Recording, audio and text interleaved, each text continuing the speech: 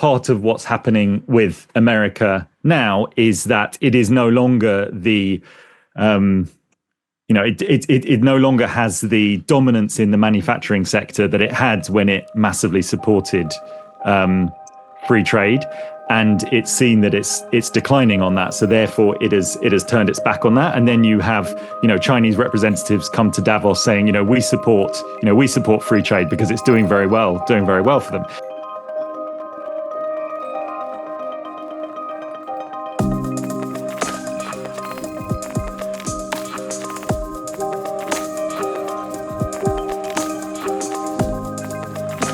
Well, hello everybody. Welcome to Unlearning Economics. Today, we are going to be speaking to Nat Dyer, who wrote the book that is in my hand, Ricardo's Dream, How Economists Forgot the Real World and Led Us Astray. Hi, Nat. Thanks for coming on. Hi, Cal. Thank you.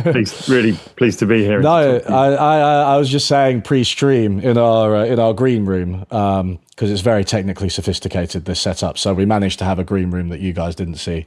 None of you would understand. It's very sophisticated. But we were just chatting about how readable it is. How many interesting issues it raises, and I was saying that it's so up my wheelhouse. This book, is there something up? No, up your street and in your wheelhouse. Sorry, in the wheelhouse. That's a new saying. It's a combination of both of them. It's up my wheelhouse. This, so that I could chat to you, without any prompts or questions. I just think it hits so many of the notes that I think are interesting and important. So I'm so glad that you wrote it. Awesome. No, thank you. Pleased that you liked it. And just to underscore, because I know people who watch YouTube videos can't read, but for those of you who can, this is a seriously readable book. Anyway, but by the standards of economics, it really is up there. It's the top 1% of readable books about economics that I've ever read. It's so easy to pick up.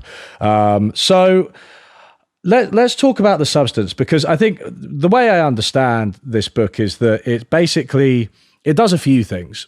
One of them is that it traces the intellectual heritage of the discipline of economics, not to Adam Smith so much, but to David Ricardo, which isn't most basic histories of thought begin with Smith, right, rather than Ricardo. Two, it shows how Ricardo's focus on mathematics and abstraction has led the discipline astray in a way that continues to this day. And three, it sets the record straight on some of Ricardo's theories. And four, it then goes into some other stuff which isn't directly related to Ricardo's theories, but is good case studies of how a focus on mathematics has led economists astray. So is that a fair case study? If a fair example? Is there anything I've missed out? No, that's it. Yeah, I like to describe it as tracing the kind of the birth, the death, and the rebirth of this idea of, which is called the Ricardian vice of basing policy on highly abstract economic models, and the problems that has caused, both in the classical economics of Ricardo and in the kind of neoclassical economics that has guided policy for the last 4 or 5 decades. Yeah, absolutely. And I think one thing that maybe I slightly missed out is that it does contain quite an interesting set of autobiographical details about, not autobiographical, just biographical. You're not David Ricardo. Sorry. My fire alarm keeps going off in the middle of the day, in the middle of the night for no reason, and I am not sleeping well. So if I keep saying wrong words, that's the reason. It's just so hot. I think it keeps setting the fire alarm off, and me and my housemate have been going mad. So I'm not feeling very sharp. But anyway, biographical details about David Ricardo, which is so interesting. So let's start with the man the book is named after. What can you tell us about David Ricardo that we don't know? Yeah, so I describe him as more of an economist. He's rather than someone really known to the general public, someone like Adam Smith that we talked about. He made it on the £20 note, in the UK up until a few years ago, whereas someone like Ricardo hasn't. But for people who read the Financial Times or people who've studied some basic economics, Ricardo is a name most associated with his trade theory, which I'm sure we'll get onto. But interestingly, he's at the root of he's a complex character, right? Because he's at the root of some capitalist thinking, but also some socialist thinking. But you asked about Ricardo the man. I mean, I describe him as possibly one of the most successful people who've ever lived in terms of if you combine intellectual success and financial success.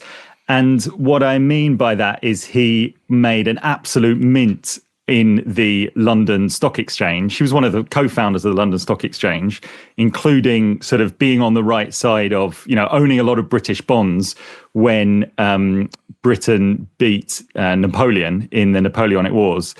And then he retired to his country estate, which is actually currently sort of the home of Princess Anne, the late Queen's daughter. And that's when he writes his economics. And he, so that's his financial success. He's a massive landowner, and then intellectual success in that, he managed to influence, people as diverse as Karl Marx and, modern trade economists like Paul Krugman. So he's had a massive influence. But I probably skipped over some of the sort of early history of Ricardo. If you want me to talk about, how, his earlier days, how he got into economics, or well, yeah, I mean, I will add one thing. You said what you said, intellectual and financial success. I would add social, because it seems that he also had quite a nice life as well. He was cut down in his prime at like 50, wasn't he, unexpectedly?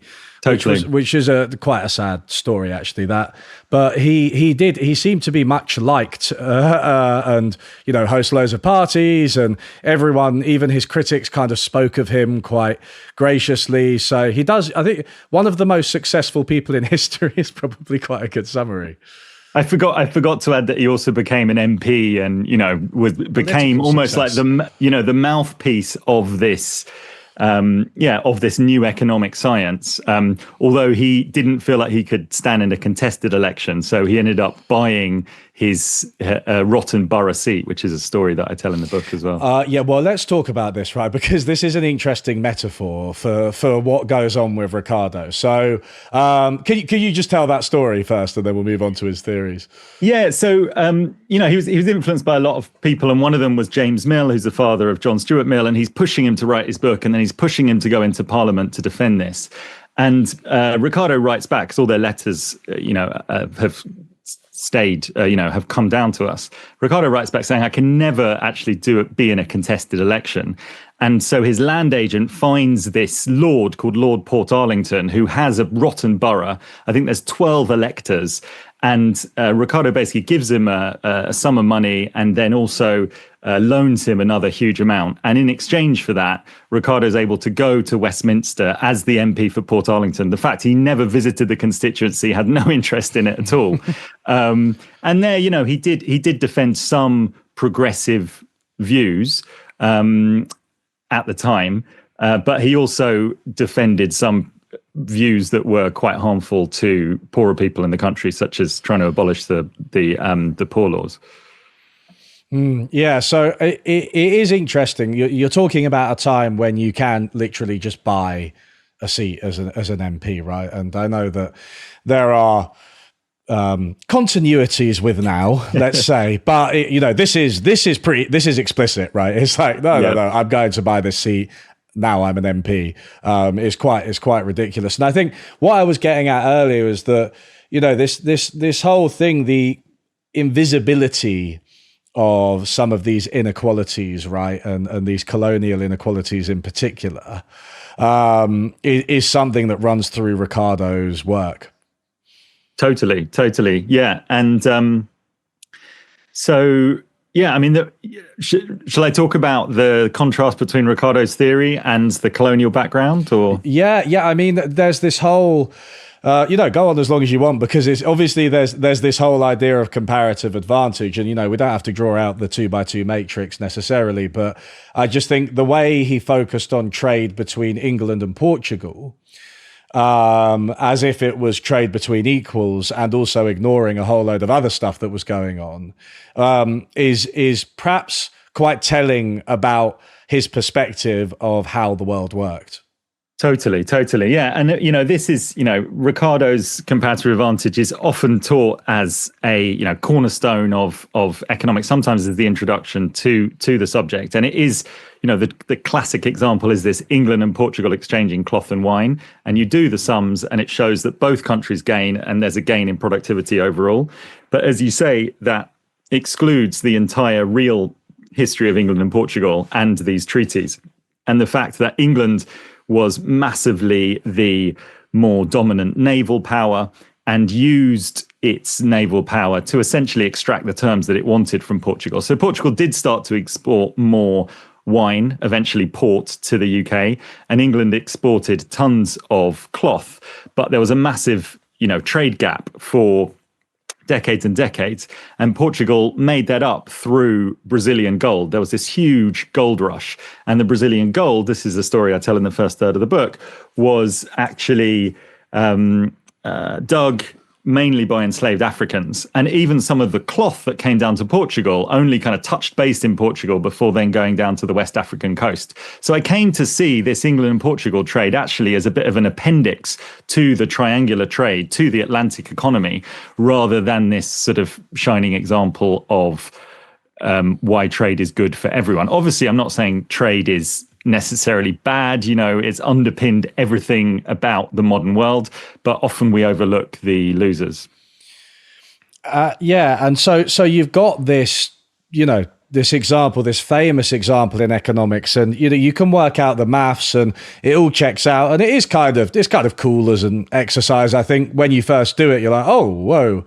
Yeah, trade really does benefit everyone. It actually feels kind of magic the first time you do it. But of course, you do always have to be aware, and sometimes people aren't, economists especially, that it is just a model that abstracts from a lot of things. And one of the main things it abstracts from at the time, and the inspiration for Ricardo's example, was the slave trade and this gold coming from Brazil, which funded Portugal's trade with England, and they wouldn't have been able to do it without the slaves mining the gold. So it's like, you should have a sort of maybe a 4x4 matrix, because it's usually a 2x2, right? You got England, Portugal countries on the columns, and then you got cloth and wine. But really, you should have Brazil and West Africa and gold and slaves, right? Exactly. As well, because otherwise you're just not capturing the whole of the trade relationship. You're missing out. You might as well miss out cloth and wine and just put gold and slaves, which I don't think economists would like very much. So once you do that, and it's interesting that that's not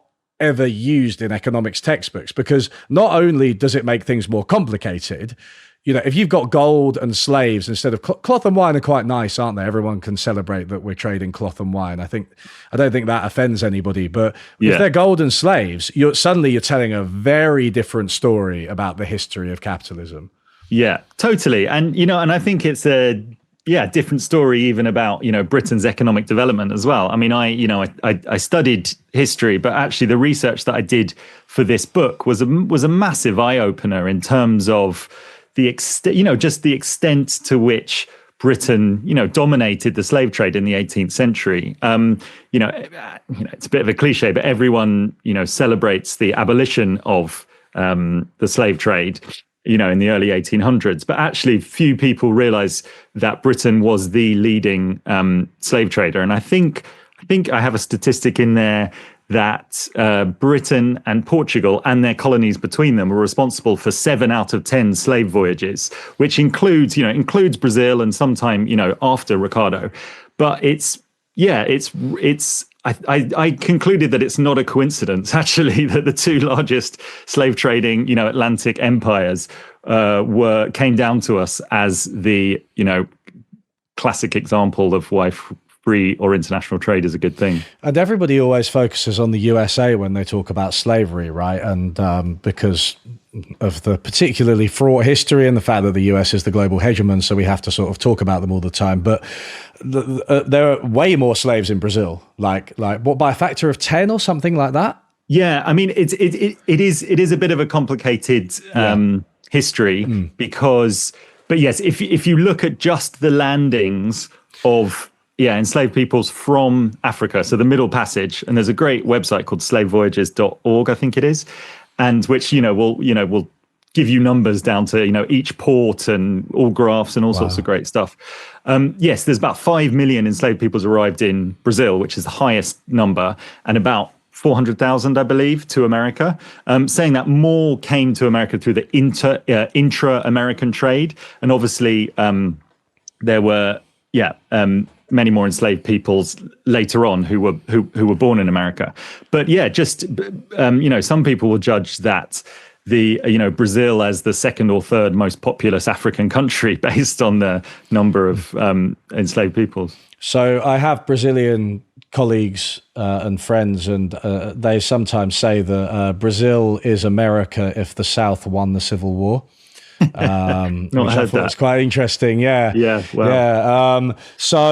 Yeah. Let's talk a little bit about England and Portugal, though, because the picture that we've just painted may make it seem like they're kind of in cahoots and dominating the global South, which is kind of what was happening. But also England was really dominating Portugal, right? So with this deal, the real trade deal, whose name escapes me, but Methuen. The Methuen, that's it. The Methuen trade deal. This was really a case of England intimidating Portugal and almost turning it into a colony.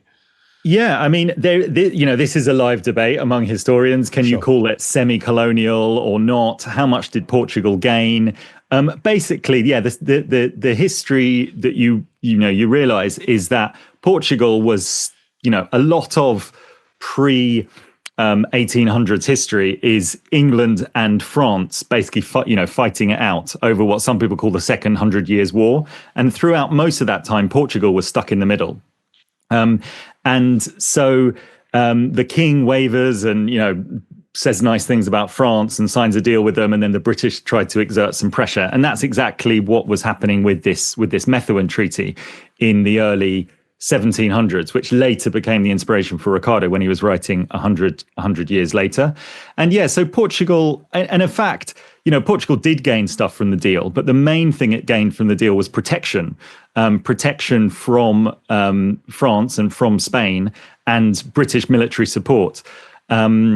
And rather than it necessarily just being about these, just being about commodities. And even at the time when Ricardo was writing, the British basically had a military dictatorship in Portugal because the British had been there during the Napoleonic Wars and helped defend it from Napoleon.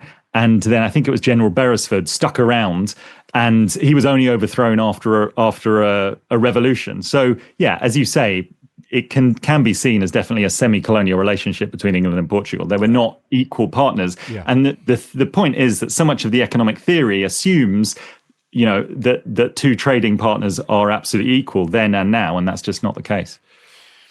I mean, Portugal didn't get rich from colonialism, right? I mean, Spain and Portugal both colonized, conquered, subjugated, brutalized Latin America, but they didn't really have much to show for it in the way of wealth, because it was just a lot of this gold and silver as well was just traveling elsewhere, mostly to Britain, from what I understand. Yeah, I mean, I think France got quite a lot of the silver as well, and and you can see. I mean, if you go to Portugal, you can obviously see the churches absolutely decked out with gold. And I talk about the Palace of Mafra, which I think started off as this tiny building project, and it ends up with this enormous complex with 6 basilicas or something. So obviously, there was a golden age, but Portugal and Spain were the sort of pioneers of European colonialism. And then the northern powers, such as England, France, and Holland, basically caught up and overtook them. But you're right. A lot of this gold came through Portugal and ended up in the UK. And I managed to show that some of it went to Isaac Newton, the physicist who was master of the Royal Mint for 30 years of his life, actually lived longer in London than he did in Cambridge. Yeah, it's quite cool. There's you trace out some of this stuff as well, don't you, through the stock market, and it's interesting. I mean, how it impacted Newton and like Ricardo and like the money that they made on the stock market, and then the effects that it had on their theories as well, and what they thought. I thought that was a really great part of the book. Yeah, and I wanted to I wanted to dig into that even more because there's some quite sort of, in the history of economics, quite famous episodes about, the gold standard or the creation of the gold standard, or Britain going off the gold standard and going back. And often they are written without mentioning colonialism or without mentioning where the gold is coming from at all. And I think adding in the colonial lens actually helps you to understand these things in a much fuller way. So Ricardo's idea of comparative advantage was very influential, right? And it abstracted from all of this. Could you trace out how influential do you think this was? What kind of long-lasting impacts did it have on the discipline? Yeah, I mean that is essentially what I've in some ways what I tried to put over 260 pages of the book. Yeah, but I'll try and summarize it. You have 30 seconds. I mean, it was massively influential in orientating Britain towards buying most of its food from overseas and then concentrating on manufacturing. So most people will say, you have, the textbook version is Ricardo comes up with this theory, and then 30 years later, Britain abolishes the Corn Laws, which are basically taxes on importing grain. And that benefited working people because they could get cheaper bread, etc.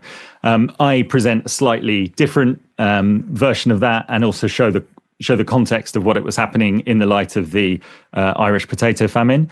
But I think you basically have a strong influence in 19th century Britain with the promotion of free trade. Often it was seen also thought that free trade would lead to sort of greater global peace.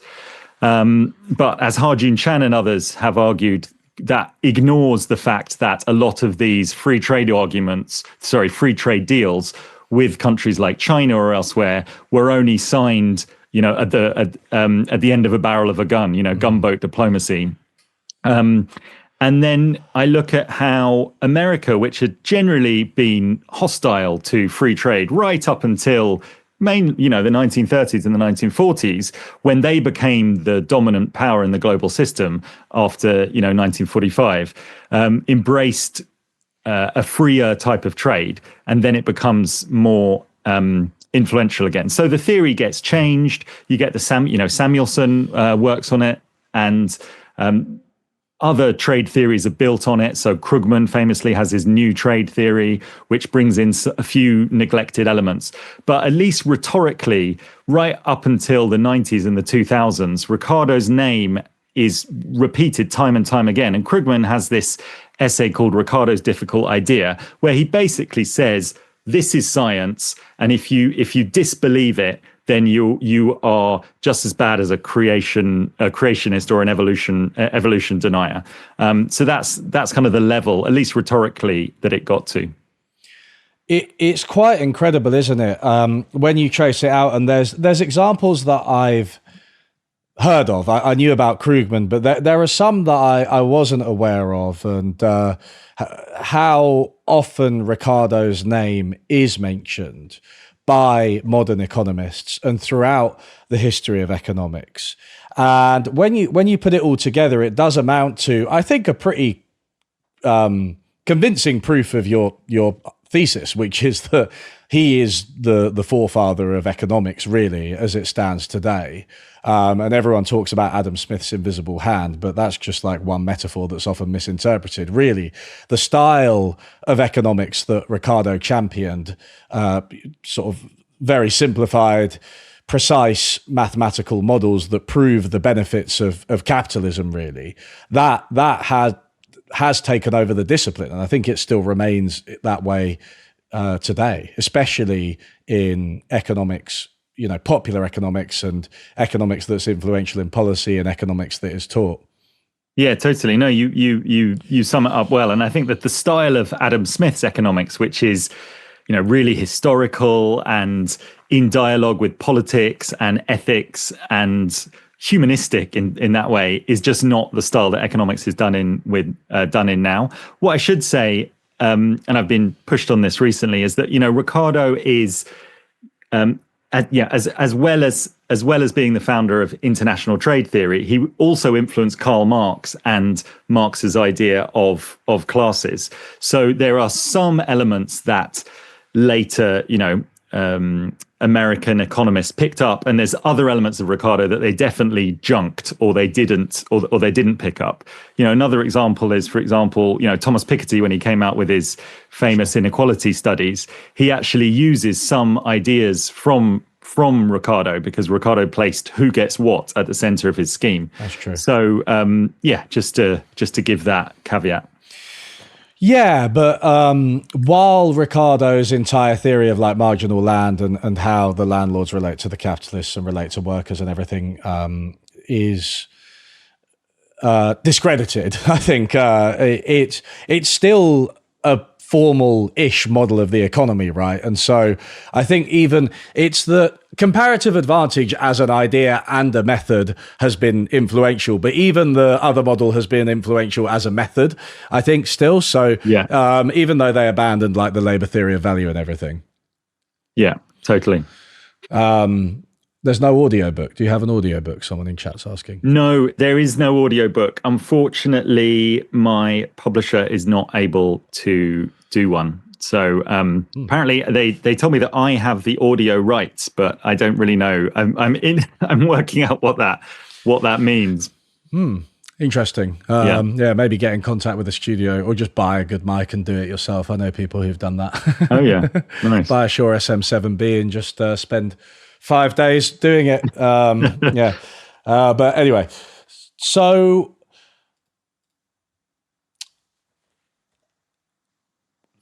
let me play economist, right? So economist says, well, all of this stuff that you're saying about colonialism and slavery and gold and Brazil is very interesting as history, and it's fine as an intellectual exercise, but we're just abstracting from that, right? We just want to get to the main drivers of trade, the main benefits of trade.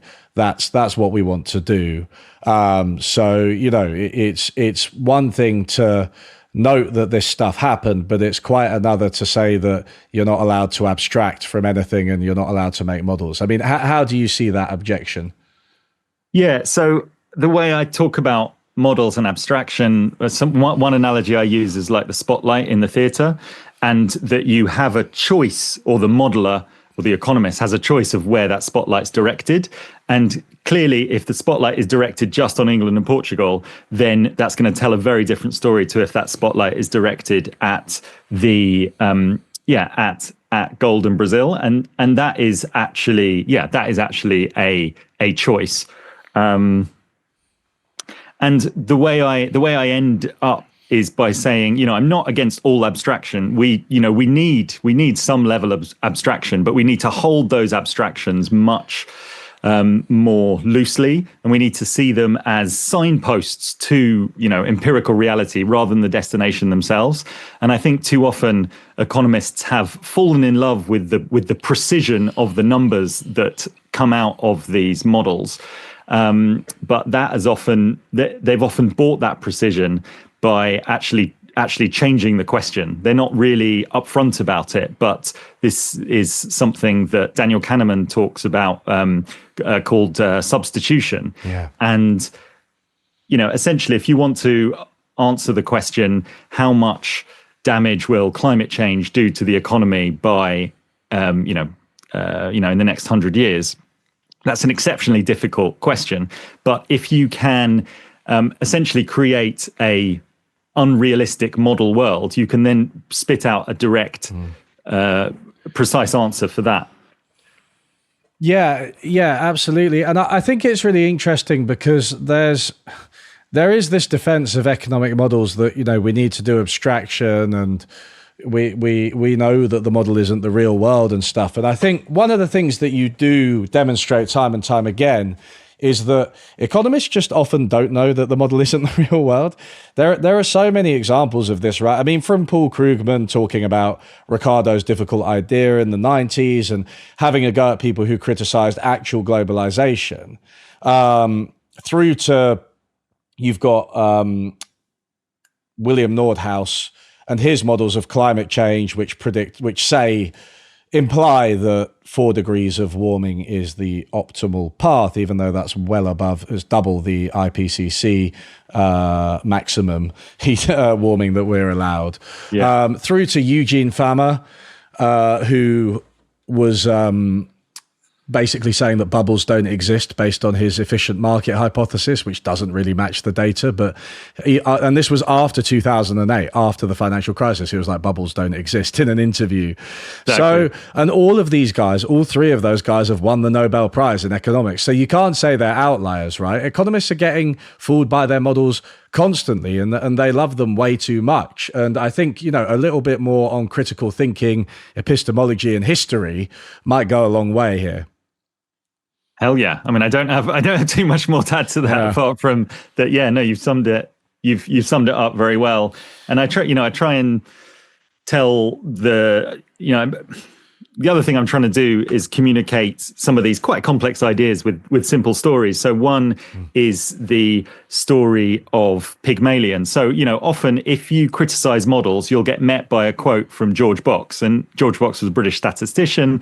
And he said, all models are wrong, but some are useful. So that means critiquing a model for not matching up with the data is misunderstanding something, because a model abstracts just like a map has to abstract to be useful. But Box, in that same article where he first said that, also said, but the statistician or the economist must not fall in love with his model like Pygmalion. You must be very attentive to the problems with the model. And I think I think it's a bit of a mix. I ended up talking about both the naive and the knowing misuse of models. So the naive is the sort of scientist who is so infatuated with the brilliant logic of something and the answers that it can produce, like Pygmalion. And the knowing misuse can be seen in areas from the law and economics movement, talking about how big corporations should be, or even the cost of climate change, where people have essentially been paid to produce models that come up with certain answers. And I think, the fact that they are written in a language that most people can't even begin to understand has given them extra power and, scientific allure, but has also massively decreased the democratic accountability. Yeah, and there are lots of economists throughout history. We should say there are naysayers. I think Paul Samuelson was one who was trying to acknowledge the caveats to free trade and globalization even before it was trendy. Paul Krugman did a bit of an about face and kind of said, look, I was wrong about mathematical models. And John Maynard Keynes is an obvious one who was very, very outspoken about all of this. So like there have been throughout the discipline's history, people say, well, look, these models aren't reality. We can't just draw a clear line from the theory of comparative advantage to actual trade negotiations, because there are all sorts of complications, right? So it's kind of weird, because it feels like those critiques have just been ignored because it's convenient intellectually, politically, or I don't know what.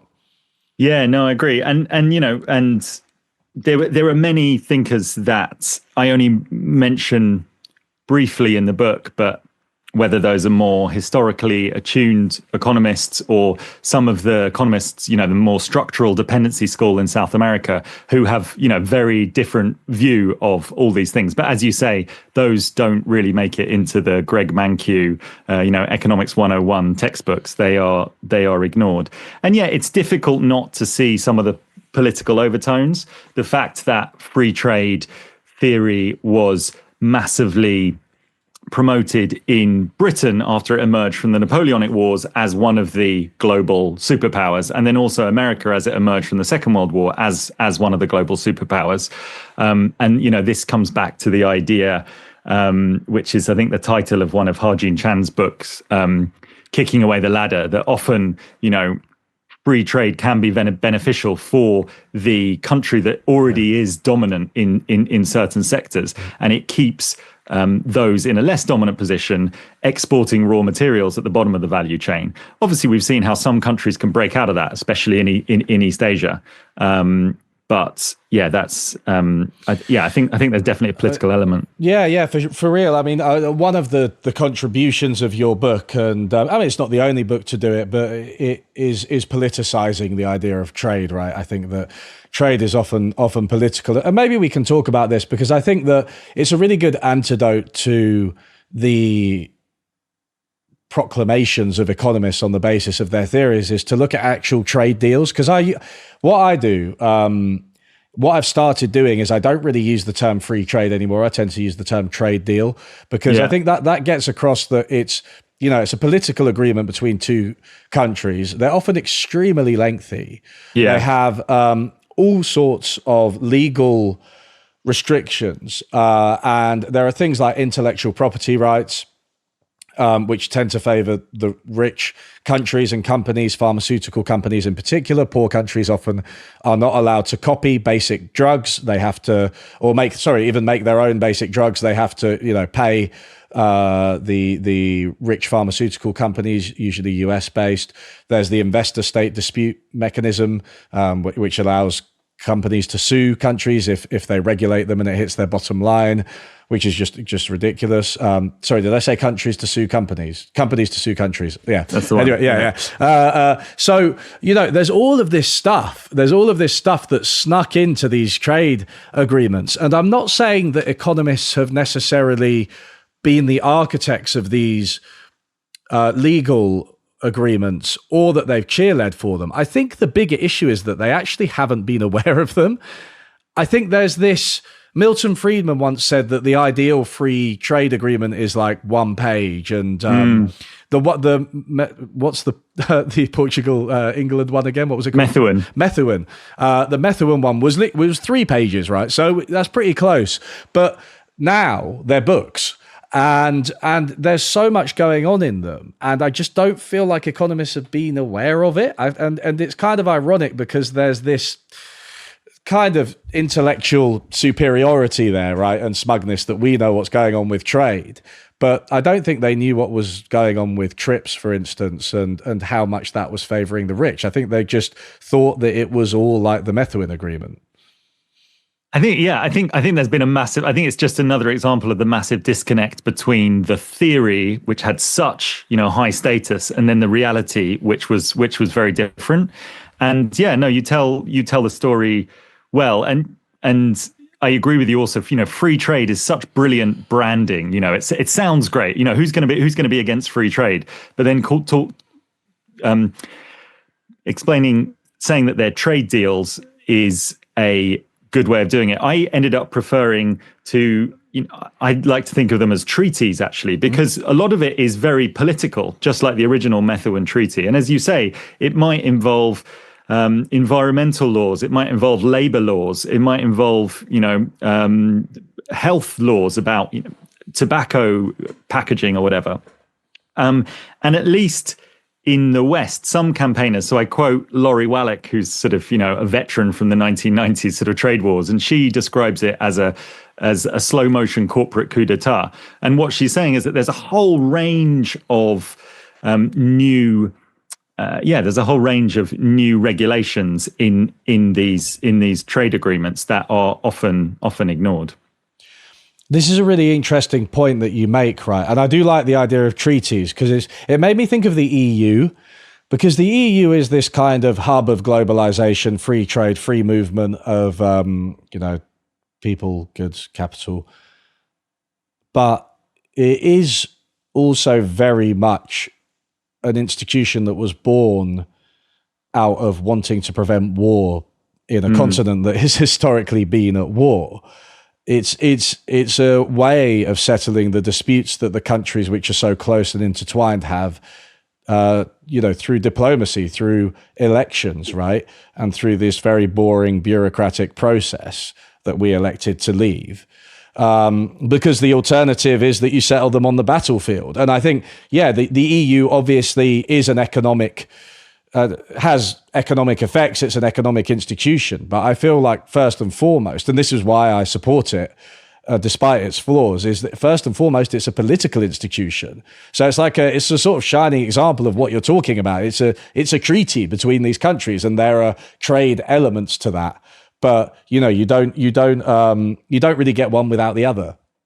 Yeah, and that's essentially, my intellectual background and debts are to international political economy or global political economy. So it's trying to break the separation between economists who don't understand politics and politicians who don't understand economics, and particularly the work of Susan Strange. Yes. We should talk about her, because that's go ahead. A name I hadn't heard before. I had heard it before. I didn't know anything about her. So I would invite you to talk at length about her, because she sounds great. Yeah, I mean, so Strange. Oh God. I mean, we could do a whole podcast just on her, but she was a pioneer of this global political economy. She was quite a imposing figure herself. She died in the late 90s, but for a time she was the first professor of global political economy at the LSE. And sometimes she's seen as working in a subdiscipline of international relations, but actually she wanted her field, global political economy, to be something that brought together international economics and international politics. What would I say? I would say she was a big picture, holistic thinker who was able to deal with the fact that there are various values in the world. So not just, the value of wealth, but also the value of security, and also the value of justice, and also the value of freedom, and think about how states and markets work together, and the balance swings between states and markets in order to achieve those various things. That sounds quite abstract, but she also, wrote some real kick-ass books in the 1980s, like Casino Capitalism, saying that the Western financial system had essentially become like a gambling den. And then she followed it up just before she died with a book called Mad Money. So she was a kind of very interested in finance, and an arch critic of how, basically finance had been allowed to escape velocity from the rest of the economy. Well, the states and markets and finance too. I mean, you say that sounds abstract, and I suppose it does, but this is theory as well, right? So this is theory as distinct from economic modeling, which I don't think most economists would recognize something as a theory if it didn't have some kind of mathematical model. But I haven't read these books. It sounds like what she's doing is theorizing about how these things interact without recourse or without excessive recourse to the type of maths that economists use. Were her theories kind of more qualitative? And that's been something that has held back her reputation, because quantitative work based on rational choice has had such prestige. People have often dismissed her, saying that she has no theory. Yeah. But I think that's actually a massive misreading of her work.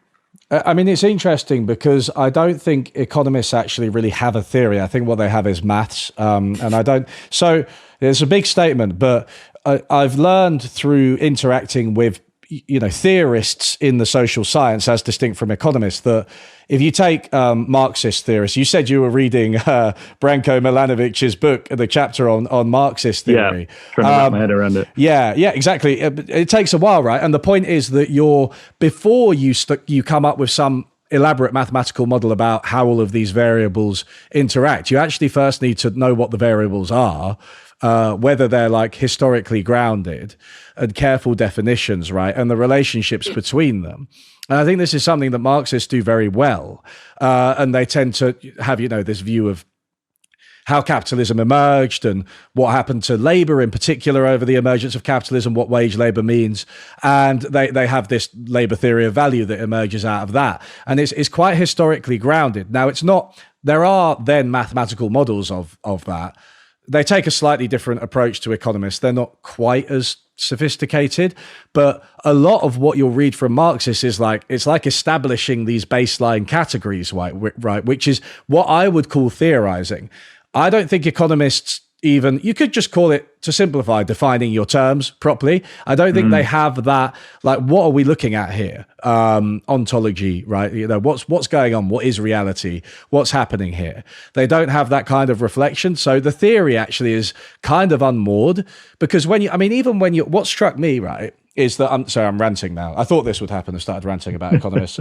No, but you've given me good material to do so. But even when you look at Ricardo's example, it's like one unit of cloth and one unit of wine, right? And they're assumed to just trade at the same value. And, you know, it might sound like I'm nitpicking, but I just found myself thinking, what the hell is a unit of cloth, right?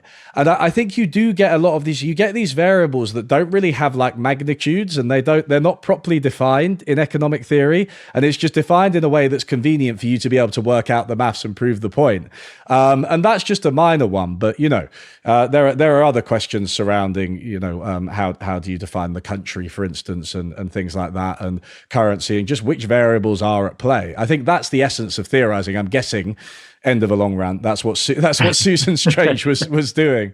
Well, I think what you put your finger on, I think you know, John Kay came up with the phrase a few years ago, bogus quantification, which is essentially being mesmerized by the mathematics. But what is often missed with that is that what you talked about, establishing baseline characters or categories, or being able to really question the assumptions.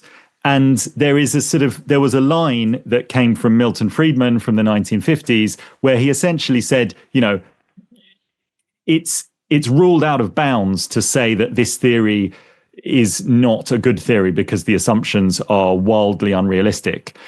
You can only judge a theory by its quantified predictions. But what I try and do in the book is show some of the arguments that happened at the time, and other Nobel Prize-winning economists like Herbert Simon saying this is essentially madness, and this is like basing the whole of economics. He called it on the principle of unreality.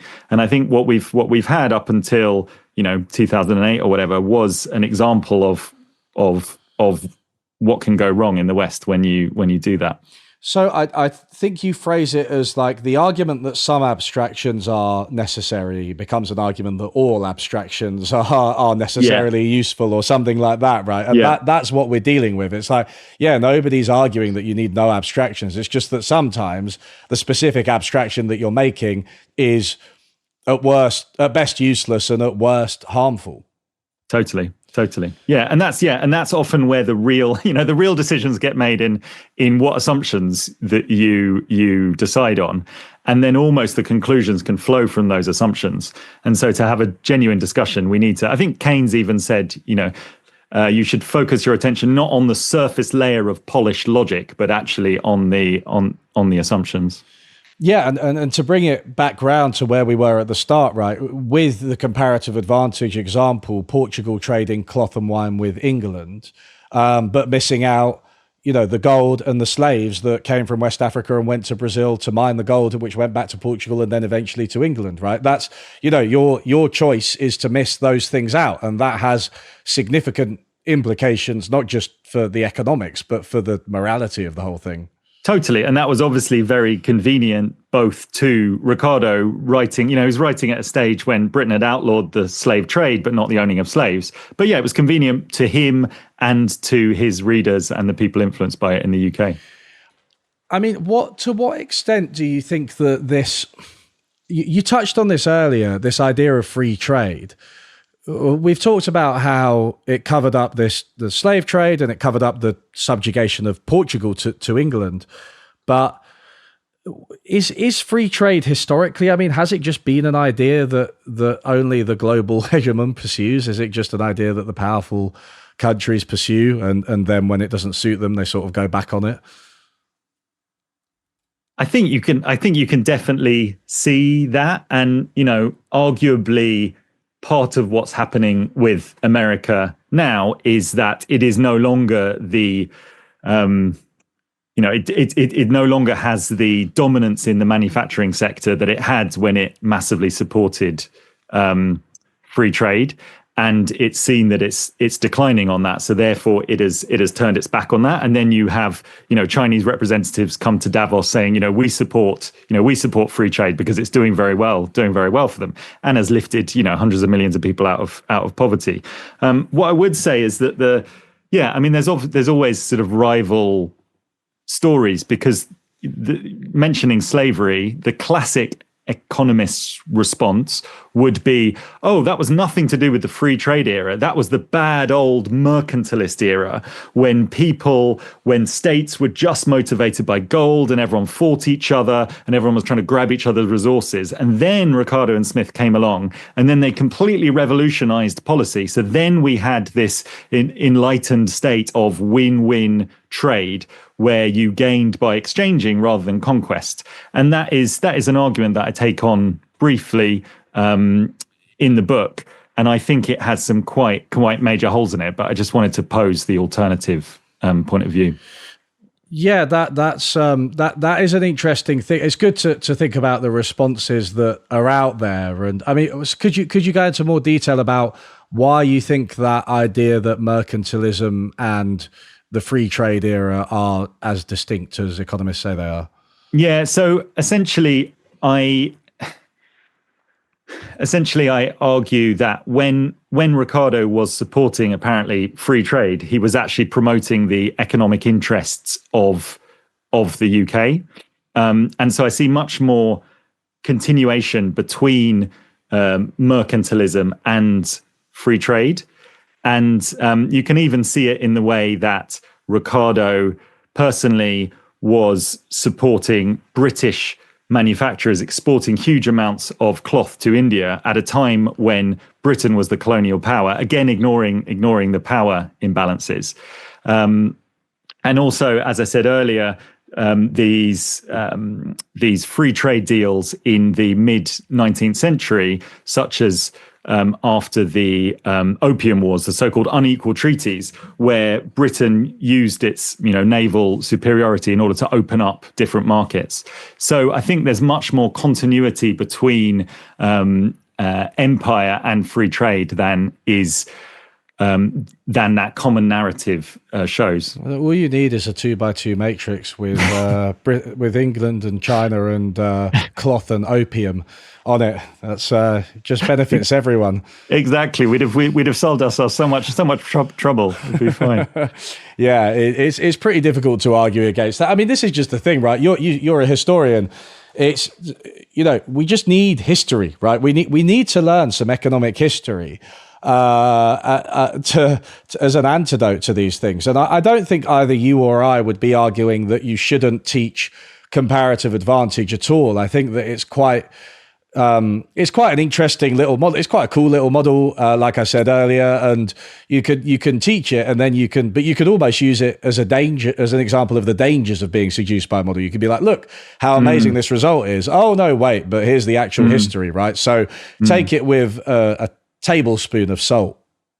Totally. No, and I'm a big fan of the historical and institutional economists who often get ignored in the history of economics. People love the high theorists, but actually those researchers who were trying to contrast these ideas to what actually happened at various stages have a lot to teach us. And if you look at even someone like Thomas Piketty, he says, my work is actually as much a work of history as it is a work of economics. And so I think more engagement with actual history and how things are developed can be really helpful. Absolutely. And he's quite, he has quite a broad amount of knowledge. Do you have an amount of knowledge? He has a broad approach, right, Piketty, and you can see him quoting fiction as well, and he relates his statistics on inequality to Jane Austen, for instance, and things like that, and it's just clear that there's a lot of depth. And I also think he's someone who's compiled the data himself, from whatever horrific historical archives you have to go through, which you did as well for this book. I have respect for anybody who does that. But it's like, where do these numbers come from? Even when it's statistics, which are empirical and it's better than just theory.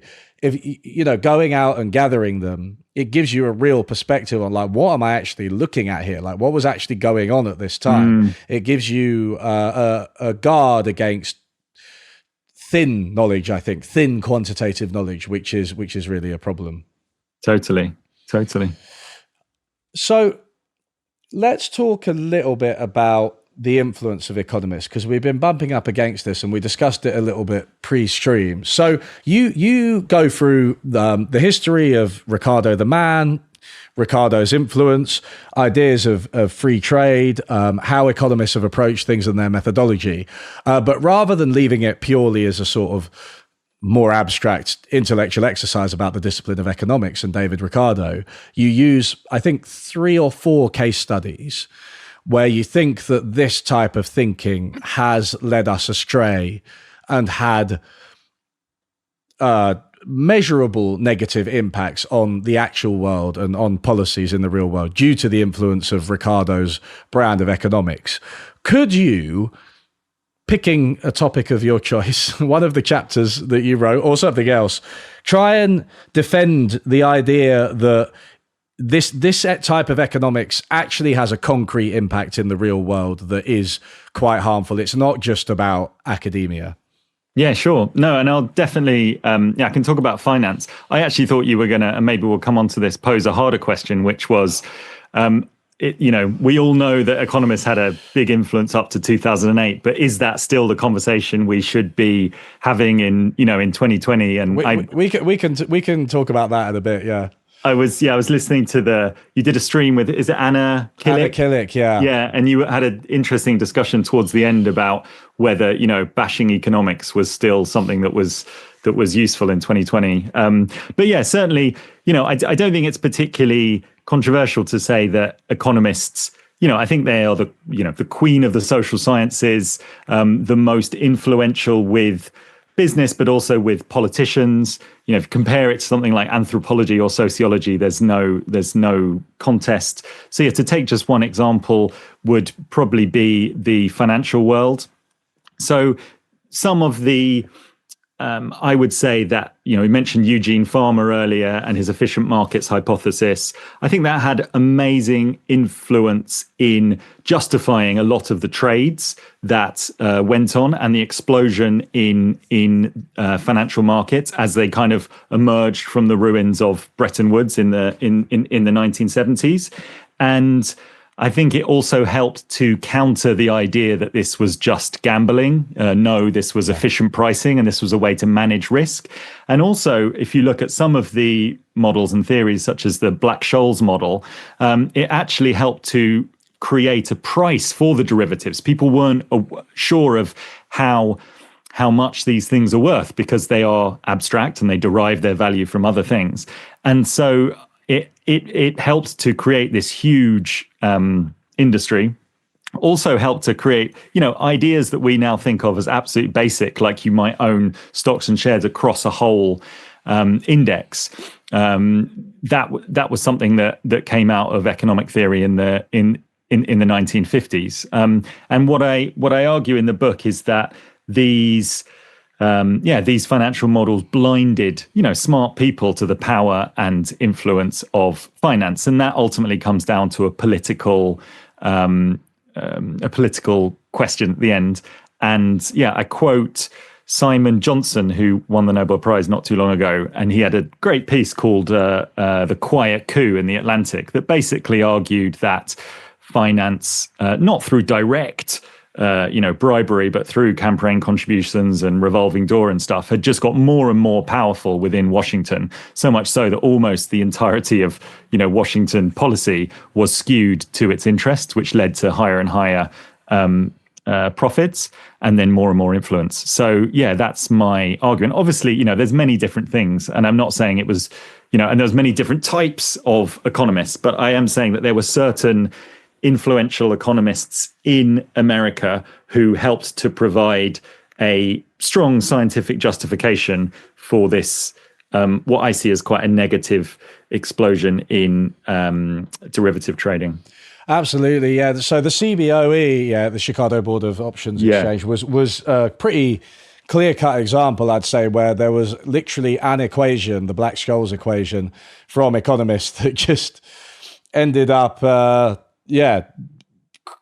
influencing the creation of a financial market and then governing the trade that took place within its walls.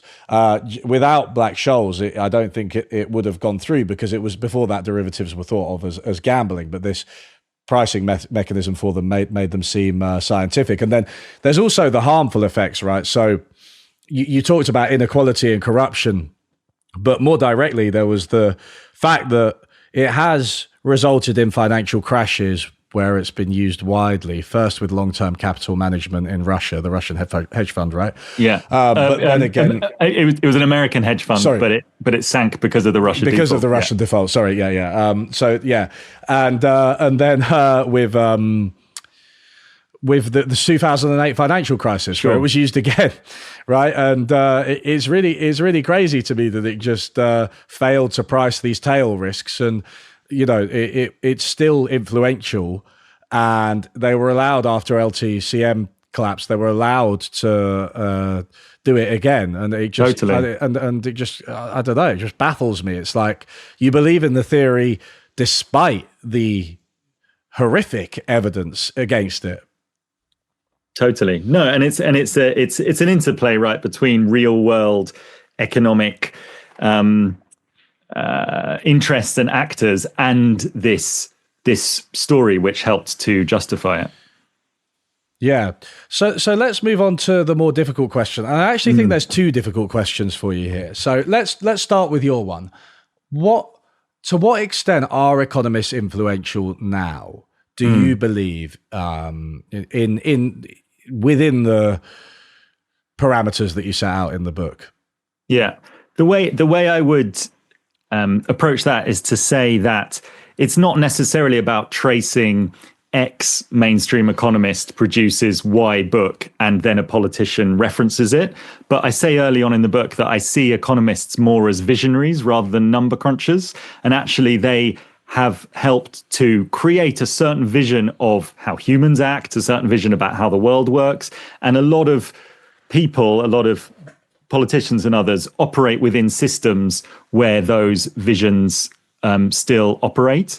And so I had a personal example that I talk about in the book. I used to work on a part of the climate change debates, which was actually, I didn't meet any economists while I was doing it. I worked with a lot of activists from Africa, and I worked with a lot of people from a lot of governments. But actually the whole thing was based on the vision of a global forest carbon market, which is a vision from economics. So I think it's still very it's still very relevant there. And I would say that we're kind of living in an in-between time. I quite like this idea of political orders that Gary Gerstle has, about there's different ideas that become so powerful within society that both main political parties on the right and left accept them as just the basics of what they are. So you had like the New Deal political order, and then you had the neoliberal political order. And I think since 2016 at least, we've sort of finished with the old political order, but we haven't decided where to go. But I think it's clear when you look around that we're living in the sort of, I wouldn't say necessary wreckage, but there's a lot of things related to climate change or the power of big tech and others, where they have been, some of those problems have been exacerbated by mainstream economics, so that we need new visions and new economic theories in order to counter it. Don't know if that fully answered the question. I mean, you can't give like a quantitative answer. The economists are 23% influential or something.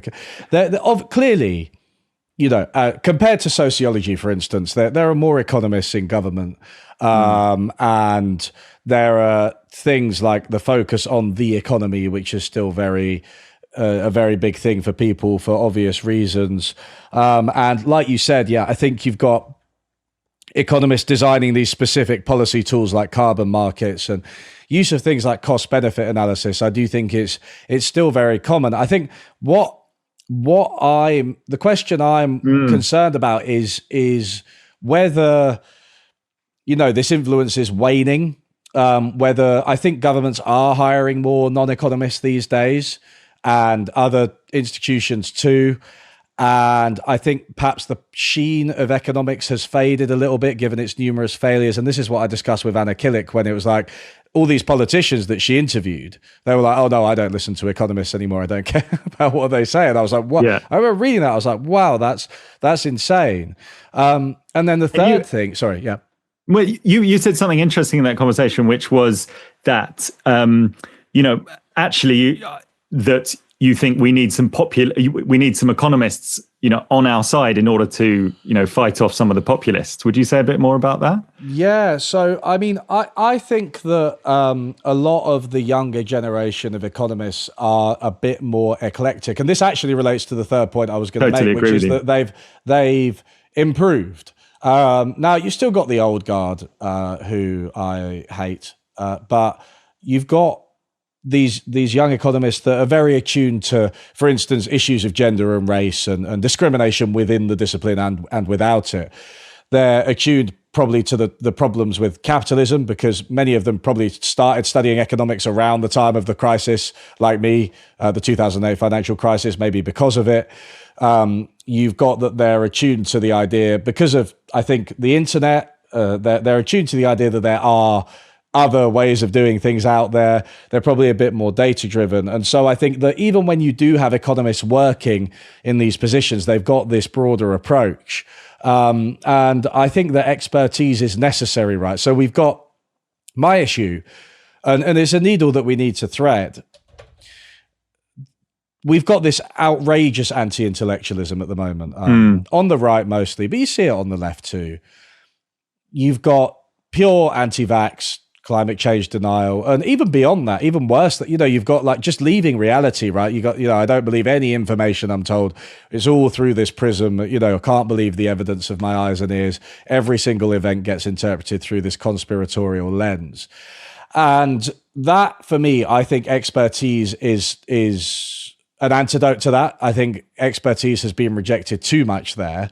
And that applies probably more to the physical sciences, which are more certain in their conclusions, but to economics as well. And I think specifically, I mean, arguably the theme of your book, other than Ricardo, is trade and free trade and globalization. You have a chapter on it. What we've got now with Trump's tariff policies is something which I think is very much anti-intellectual, completely ignores any of the gains we get from trade. He thinks that, just by paying money for imports, America is like losing money to China, which I don't really understand, because I'm just thinking, well, wait a minute, you're getting stuff for that money, right? So, and so I think that is a vision of trade which is more faulty than probably the kind of vision put forward by economists. And that's why I would like to have a middle ground with people like Danny Roderick, for instance, and modern Paul Krugman, who I think would be willing to discuss, how we harness the benefits of not just trade, but treaties, as you called them, right? And don't retreat into a kind of nationalist, autarchical? Is autarchical a word? Autarky, yeah. Autarky. I like making up words today. So, how do we not retreat into that? And I just wonder if some vision of economics and economists and experts is necessary for that. Not just useful, but necessary. So that's a very long and rambling answer to your question. No, I think that's fascinating. And I mean, I agree that I agree with you too about the next generation. One of my last chapters is called A New Hope, and it's a bit of a rag bag, but it's basically saying economics has changed in positive ways. And of course, what you talk about, the outrageous intellectualism, I think a lot of that actually hasn't got. So some of it's obviously related to some of the failures of expertise, but I don't know if you came across, there's this it was a BBC podcast series called it's by Naomi Alderman, called The Third Information Crisis, and she basically talks about social media and the internet as this information crisis, and compares it to the creation of the printing press and also the creation of the written word. And I think there's a lot to do with that. So many of our assumptions are being upended. When it comes to Trump, I agree with you. There's definitely not going to be any support from me for what, his attempt to, randomly whack huge tariffs onto people and to claim that America is suddenly the victim of every single trade agreement, whereas actually they have been the global hegemon and they have, benefited hugely. Obviously, not all parts of society equally. Likewise with Danny Roddick, pretty much whenever I think I might have thought something new about trade, I realized Danny Roddick has kind of written about it far better than I could. So yeah, I agree with that. I mean, the interesting thing here is, of course, the relationship between the backlash and the the expertise, right? So I do think that economists and technocrats are guilty of this free trade trumps all, and if you challenge it, you just don't understand comparative advantage for a long time. I don't know if you've ever seen The West Wing, but you've got like a lot of that in there.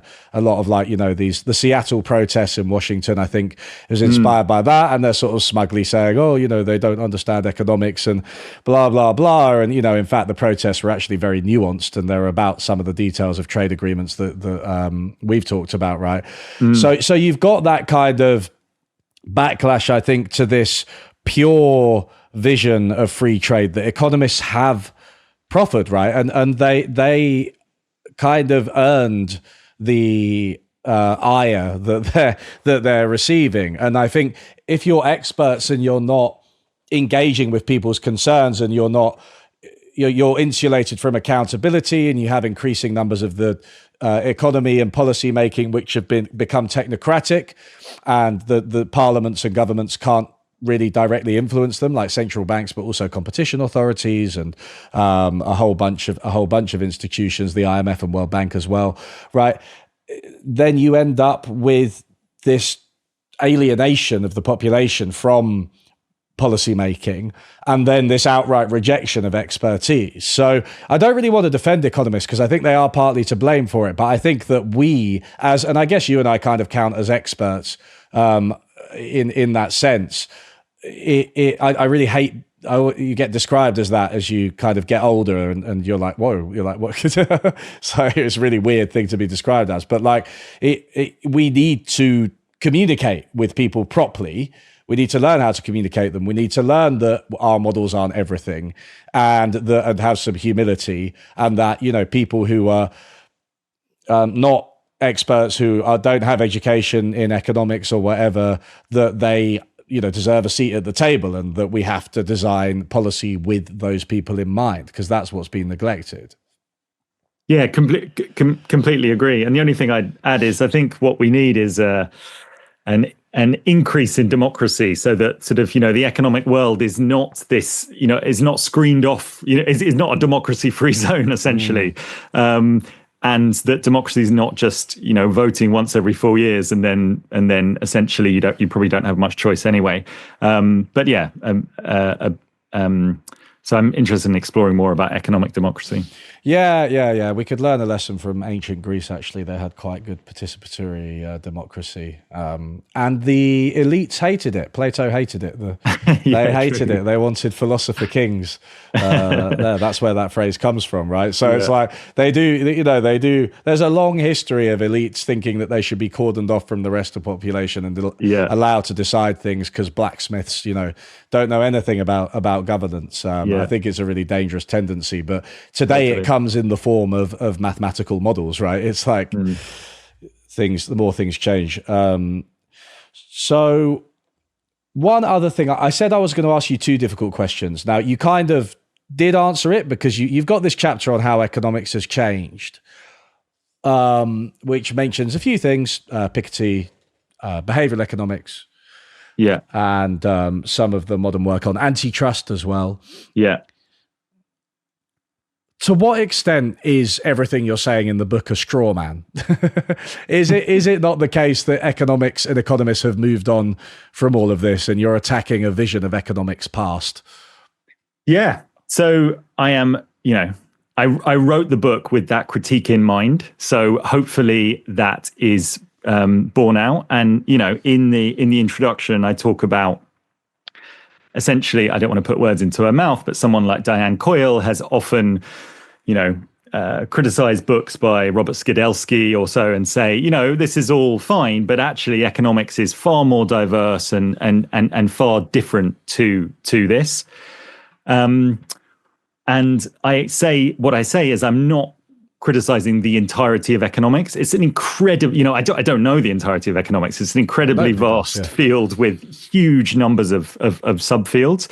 But what I look at is certain influential, bad ideas. And I think at the end of the book, I totted up to them having won about 15 Nobel Prizes in the past few decades. And one of the reasons that I try and counter this idea that it's a straw man is by showing that a lot of the questions that we've talked about and I'm posing have been live questions within the discipline of economics for the last 200 years. And I try and quote these debates, and I try and tell a lot of the story in the words of influential economists themselves. So that is the way in which that was one of the ways in which I addressed that. In terms of how much economics itself has changed now, everyone's going to have their own view. I think that it definitely has changed in some ways for the better. And there's certainly much more awareness. And it's completely, it's so clear to see, as you say, that, most economists under the age of 40 or so are coming at the discipline with what seems to be a very different vision. Saying that, I got to be in a A-level class the other day, and they were doing it was like an introduction to some basic micro models. And it was incredible how little that had changed. And I was chatting to the teacher afterwards, lovely person. She was saying, I tell my students, forget about the real world. This is the fantasy theoretical world. But I worry that if you spend a lot of time in that fantasy theoretical world, whether you start to confuse it with the real world. So I would say probably at the cutting edge, the type of economics that there has changed quite a lot, but some of the kind of 101 teaching hasn't changed a lot. And most people who study economics will not become economists. They'll go into other areas of society. And so I do worry that some of these, what I see as false concepts are still being taught and continued. Certainly the first cut is the deepest. And I do think that what you're identifying is a tendency of the discipline, right? It's something, you're tracing it through the history of the discipline, and it started arguably with Ricardo, and it persists to this day, this obsession with theory, this obsession with quantitative analysis and mathematics, and also this market-friendly tendency as well, which I think emerges from this and is very useful to those in power sometimes. I think that's there. I think it would be ridiculous to argue that Ricardo's dream is dead in economics, right? It's clearly there in the introductory classes, it's there in the more advanced models, it's there in the journals, it's there in policy making, it's there in public discussions of economics. There have always been people fighting against it within the discipline, and that's what you demonstrate so clearly. Keynes, Samuelson, even Marshall, who arguably was the first formalizer of economics. There's caveats abound in Marshall, but I think this centerpiece of theory remains intact, and it gets sort of drilled into students. And another thing that I think it speaks to your point is that maths is kind of hard to learn. And in terms of instruction, you end up taking up most of the students' time by just learning the maths. And that's what they're focused on, right? And it's like, I've got to pass the exam. To pass the exam, you've got to get the maths right. You've got to do the equations, the formulas. And so, whatever worldly reflections you might have about trade in reality, they can be lost. So I do think it's very powerful. And I have to say that as much as economists protest at this kind of characterization, if you actually ask them about any real world policy problem, you're going to get comparative advantage. You're going to get supply and demand. You're going to get like the new Keynesian DSGE models. You're not going to get them be like, oh, there's this like 2023 paper which shows this really complex policy about intellectual property, right? Like they're not doing that, right? They're falling back on Econ 101 and maybe 102. That is still very much present. And I think until it isn't the default in policy discussions, we have to keep banging this drum, to be honest. Totally. And I know you're, you've worked a lot with behavioral economics. And do you think that has managed to turn the tide on the sort of rational economic man? Because I kind of argue in a short section at the end that actually it goes quite easy on this economic human that is in the center of all these models. But you're the expert. I don't know if you... Yeah, I mean, Danny Kahneman's died, so he can't defend himself from your attacks anymore. But I found myself thinking, I agreed with what you were saying. There was this exchange between Kahneman and Tversky and Gigerenzer. Have you read that? Oh, yeah, I know of Gigerenzer, but I haven't read that. So he basically attacked them on similar grounds to what you're doing, and they sort of defended themselves. And, it becomes quite academic and a bit pedantic, and you're sort of like, you guys are kind of saying the same thing, but you just hate each other. So I think there is this question of, does behavioral economics help to rehabilitate the rational economic man? And it is interesting. Sometimes, because you can present rational economic man as the rule and behavioral economics as the exception. And going back to maths, if you model some of these biases and heuristics mathematically, it's usually very complicated compared to the basic rational model. So it's like a third year undergraduate thing or a master's thing or a grad school thing, and you get these mad papers that I had to study in my PhD thesis that are so, they're just difficult to interpret, let alone apply to an actual policy problem, but they deal with like fundamental uncertainty and everything. So you do end up with this kind of, there's rational man, but then there are these exceptions. And I think Herbert Simon, who you cite in the book, is somebody who really wanted to take a radically different approach. That's the approach that I think is better for behavioral economics.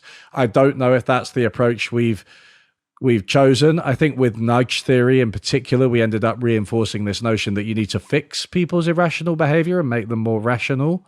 Yeah. And Kahneman, you may not have seen this, but despite his protestations in the debate with Gigerenzer, and there's a quote from the book where he says that, look, we're just saying that the rational model is no good. We're not saying people are irrational in a normative sense. Yeah.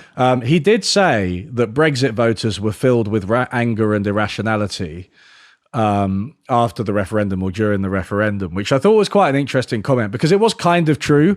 There was a lot of anger, but also it was very condescending. And as the expert in the room at a time of anti-expertise, I think he was very wrong to say that. I think that he was, in exactly the way you say, being misled by his own models, right? And assuming that Brexiteers were wrong because they were more emotional, maybe, is something that's deeply misguided. So to answer your question, I think behavioral economics has gone down this kind of anodized route, unfortunately, and I would prefer the vision of Herbert Simon, which entails a really fundamental rethinking of not just people, but organizations, right? Yeah. And my colleague and co-author, Stuart Mills, no relation, says that he wants to write a book where he starts with the quote, Herbert Simon settled all of economics 50 years ago. Everything else is just window dressing or something like that. So I would say I would love to delve more into that idea of rationality and how people behave and how it allows us to rethink economics. And I don't think we've done that enough. I think we've just focused on like nudge theory and putting the right labels on like packets of chicken rolls or whatever. I don't know. Yeah. No, I love that. And like Herbert Simon himself basically found himself chased out of economics, as you probably know. Like I came across something from the 80s of an academic saying that she'd invited Herbert Simon to speak, but the economist, I can't remember which university in the States it was, refused to host him because he wasn't an economist, basically because he had contravened some of these things. But just say about Kahneman, you know, one of his lines that I absolutely love is he talks about theory-induced blindness, and I think that just sums up so much of what has gone wrong, of, you know, looking through the world at a certain theory. But when I was reading up on it, I was just amazed at how easily they dismiss the whole area of emotions from behavioral economics. They're like, oh no, we're not interested in that massive area at all. We just want to look at aberrations of thinking. I do think it holds up this idea that the calculating, you know, economic man is the ideal, and everyone should try and become more like it. I'm trying to avoid this being a podcast where I speak more than the guest, but is you know, your book has given me a lot to think about, and what you're saying does as well, because I actually read this post, and I think it was just on Quora or something, but it was about robots and artificial intelligence, actual artificial intelligence, not what we've taken to calling large language models.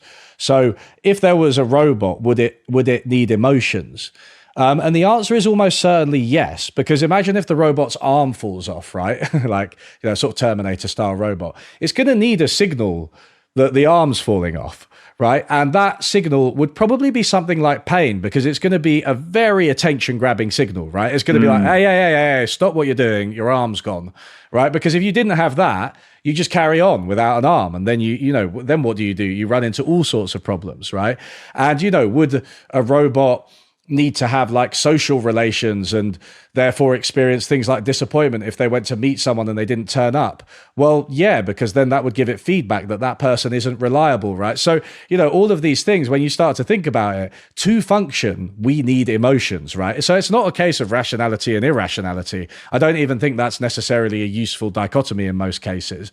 I think that emotions serve a very, very clear purpose. And without them, there's that famous guy who got the rod through his skull. I forget his name, but he basically lost all of his emotions. Okay, but he was functioning. Yeah, but he was kind of a robot. He was like a shell of a person, because he couldn't stop doing things when he needed to do things. So I think it's like, you can't, if you got damage to that part of your brain, there are experiments showing that you can't win at card games, which you would say they're rational, like a pure sort of probability-based card game, and you could calculate the probabilities, but there's nothing in your brain going, this is good and this is bad, so you need to win this card game, because you don't care, because you have no emotions. So everything we do is driven by these impulses, right? And it's just, I think it is, you're absolutely right. Behavioral economists, weirdly, they don't look at emotions. They look at biases and heuristics and rules of thumb and things like that. And there's a more fundamental level, you know, call it system 0 in Kahneman's taxonomy, right? Yeah, I like that. System 1's the unthinking one that uses rules of thumb. System 2's the rational one that uses reason and maths and stuff. System 0's the gut feeling, you know, fundamentally things that make us function as humans. Which, you know, contrary to what you said, it's so looked down upon generally by the type of people who are, you know, experts or talk about rationalism. It's seen as something that you need to overcome. But yeah, I definitely agree that it's intertwined with who we are. And yeah, you know, I don't think he solved everything, like Herbert Simon, but John Maynard Keynes, you know, famously talked about animal spirits and basically said, you know, the economy would ground to a halt if everything just relied on calculation, because beyond a certain point, you cannot calculate. And so ultimately, you're driven by, you might call it irrational, but you're driven by a feeling, or you're driven by a desire. And that's actually something that helps push us forward. Nobody would invent anything. Nobody would invest money. Nobody would bother getting up for work. You know, and it's really funny because all of these acrimonious debates as well. I mean, what really makes me laugh about rationalist type economists is like, if you have even a little bit of emotional intelligence, you can see their egos through all of this. You know what I mean? Like, why are you doing this? Why are you doing all these mathematical models? You want prestige, you want money, right, as well, and you want to be regarded as intelligent. And you can see that through all of the seminar culture that emerged in economics, and like the combative kind of, how smart are you, putting you through the ringer, you've got to prove yourself, and all of that kind of stuff. The defensiveness, the academic tribes, right? You can see, Totally. it's all emotions, it's all egos, right? I know this, I wouldn't bother doing half of what I do if I didn't have enemies that I need to prove wrong, right? Like, so, I wouldn't. It's great. It keeps me going, through when I have to read a really long and boring economics book, which yours isn't included in. I made that clear. It actually wasn't at all. But there are many of them out there. Piketty, for example, is very boring. Yeah. He spends about 5 chapters going through just exponential growth. So it's boring. But, it's that kind of stuff, not just defensiveness, but also, compassion as well. And I'm doing this because I want the world to be a better place. And, this may be a very boring book, but hopefully it helps, improve things in some sense if I know this and apply it. All of these things, I think they drive all of our behavior. I don't think you can do anything intellectual without them. No, completely agree. And I think that would be, if it hasn't already been written, a great paper of looking at some of the reasons why orthodox economists stick to their model so well. And another one is sunk costs. And, economists will preach to others about sunk cost fallacy, but actually all of the costs that have gone into their education and their prestige and where they've got to, it makes it very difficult to adapt a new framework. Absolutely. Yeah, absolutely. It's all very, it's a very human endeavor, isn't it? Totally. Economics and any discipline really, and even the hard sciences are, I think. And the sociology of economics is a very interesting subject. Yeah, and I tried, you were talking about some of the biographical detail of Ricardo, and I sprinkled in a few more for other economists too, just showing that, these ideas come from certain people living certain lives in certain societies, and you can't actually dislocate them. Which is so often done, and not just in economics, but also in other disciplines, whether that's philosophy or whatever. You sometimes just taught these ideas as if they came out of nowhere without understanding the context. There's this really interesting anecdote that I did want to talk to you about, because it's about John Stuart Mill. Okay. So I know that he was like a child prodigy who knew 4 languages by the time he was 6 or something stupid. I was also vaguely aware of his breakdown, but I didn't know quite how much he was trained to be Ricardo's henchman. Could you talk a little bit about it? Because this is crazy. I didn't realize. Yeah, so John Stuart Mill was the son of Ricardo's closest friend, essentially, James Mill, who, was basically acted as Ricardo's editor, and, as I said earlier, encouraged him to go into Parliament. And and John Stuart Mill used to hang out with Ricardo before his early death, and they would go on long walks and talk about political economy.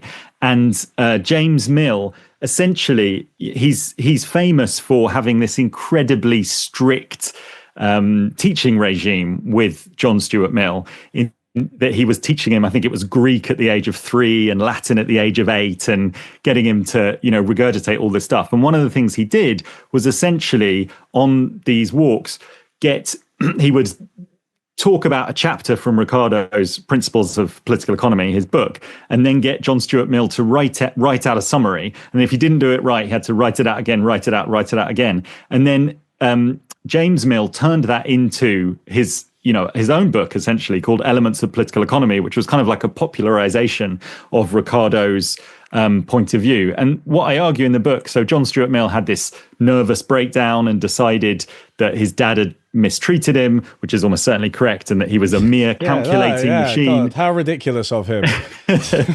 And, he started reading poetry like Wordsworth and Shelley and deciding, actually these guys can help me. There's more to life than just than just what my dad taught me. But what I argue is that even after he had this breakdown, he continued. I mean, Mill is an incredible thinker and had an evolving mind. And actually where he got to at the end of his life was quite different from the beginning. But he did end up defending a lot of Ricardo's economics and point of view right into sort of middle age. Well, it's quite an interesting metaphor for everything we've been discussing, right? Because what you have is this poor boy who is basically trained extensively in, intellectually in rational thought, languages, and also economics, literally Ricardo's economics, and are not really allowed to be a child and have or talk about emotions or even read poetry or something as basic as that, right? Who then has a massive meltdown and realizes that there's more to life than all of this. But who, however, despite that realization, continues, because the first cut is the deepest, to preach Ricardo's economics. I mean, that is, the economics discipline is John Stuart Mill, I feel. I like where you've gone with that. Yeah, why not? It's now it's entering its late phase that you talked about, where it's starting to reflect a little bit more on its traumatic childhood and how it's been seduced by Ricardo's. Not even seduced, had them beaten into it. Let's hope. Yeah, yeah. So I mean, look, I think that's I guess quite a good place to end in a way, because I just thought that was an amazing story about John Stuart Mill. But I really like this book. You did mention writing a paper there. I do get into the habit of agreeing to write papers with people and then not doing it, but maybe it's something we can talk about over the next 5 to 10 years, which is a reasonable academic timescale. Perfect. If you'd be interested. But that sounds like a really interesting idea. Yeah, no, I'd love that. It's been a great pleasure to talk, and look forward to being in touch again. Yeah. So thanks so much, Nat. So I'll just do another plug for the book Ricardo's Dream: How Economists Forgot the Real World and Led Us Astray. It's so readable. It's really good history of economics. I think it's an up-to-date one. I've been kind of waiting for that, an up-to-date history of the critiques of economics and where we stand with them now. I think it'll if you're someone who's relatively new to this debate and you want an accessible and thorough introduction to all of this, I would recommend this book for sure. Amazing. Thanks so much. All right. Thank you so much, Nat. Cheers. See you later. Thank you.